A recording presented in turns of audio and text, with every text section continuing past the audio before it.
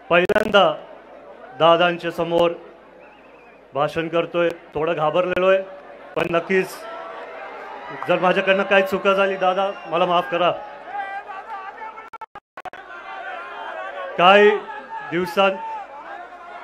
काही महिन्यांपूर्वी लोकसभेची निवडणूक पार पाडली आणि आता विधानसभेची निवडणूक जेव्हा जवळ आली आणि मी गावागावी दौरे करत होतो, आपल्याच पक्षातले काही पदाधिकारी आणि सहकारी गावभेट दौऱ्यात बोलले की दादा आमच्याकडनं नाहीतर गावाच्या वतीने लोकसभेत चूक झाली, पण जेव्हा मी गावागावी जात होतो मी सर्वांना सांगितलं की आदरणीय दादांनी आणि वहिनींनी पारदादाला आणि मला चांगले गुण शिकवलेत, त्याच्यामुळे चूक कोणाचीच नाही झाली.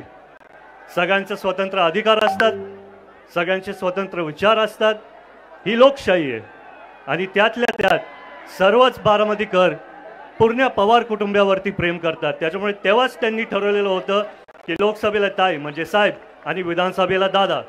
आज तुम्हाला दिसतंय की पहिल्यांदा मी एवढे बारामतीकर एका सभेसाठी आलेले बघितले. आज आपल्याला आदरणीय दादांसारखे एक गंभीर नेते मिळालेत. आजही 5 वाजता सकाळी उठतात ते रात्री उशिरा 2 वाजेपर्यंत काम करणारे एकच नेते आहेत आणि ते आपले अजितदादा आहेत. काही दिवसांपूर्वी म्हणजे लोकसभेच्या निवडणुकीत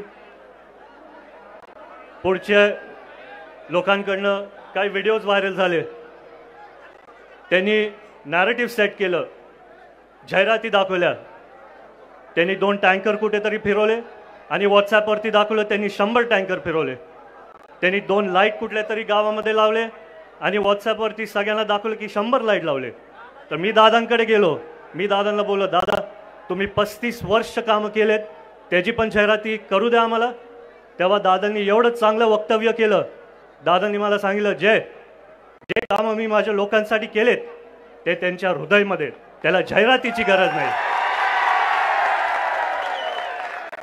आज मी जास्ती वेळ न घेणार, दादांना पण बोलायचे. तुम्ही सर्व एवढ्या मोठ्या संख्येने आलात. मला नुसते एक विनंती आपल्याला करायची आहे, आपले नेते अजितदादा नंबर 1 आहेत की नाही? त्याच्यामुळेच सगळ्यांनी तुमचे फोन काढा आणि टॉर्च चालू करा.